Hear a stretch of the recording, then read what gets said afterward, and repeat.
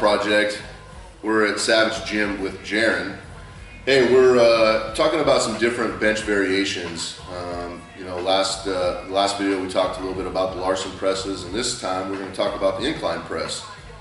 The incline press is a little unique as far as pressing, and if you have ever gone from benching flat bench into benching into an incline, it's a whole different movement, and your first couple of reps or even a first maybe one or two sets seemed a little screwed up.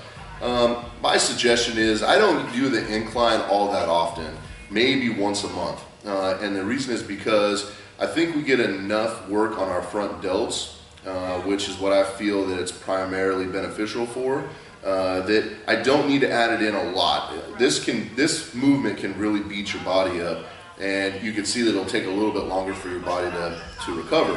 However, I do feel it is important to hit it at least once a month. So, how to incorporate this into your routine? I do the light and heavy bi-weekly switch. So 1 week it's heavy, 1 week it's light on benching.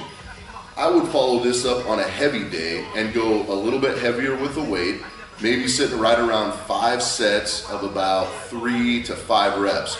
I typically stay at right around the 3 rep range. I like to go a little bit heavier.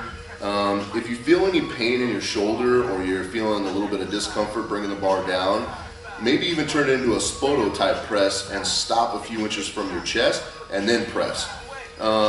Finally, the one thing I like to do while doing an incline press is go a little bit narrow. I like to have a little bit close grip while I do this. Not super important to do any type of pausing. Just get the bar out in front of you, find your groove, bring it down to your chest and slam it back up.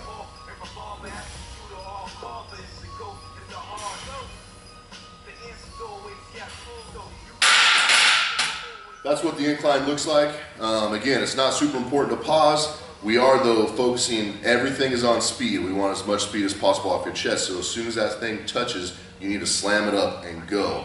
Get it to a lockout, bring it back down and go.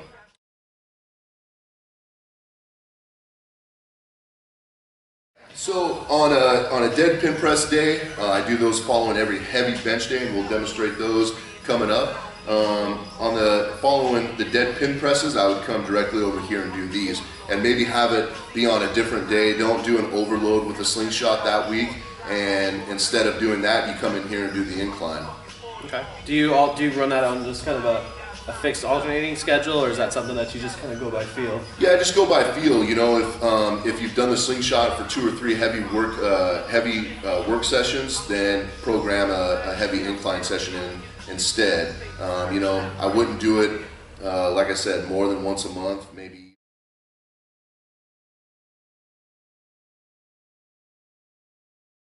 Would you put something like this more in like an off-season part of your program? I know part of your protocol is, keeping that consistent heavy training pretty much year-round.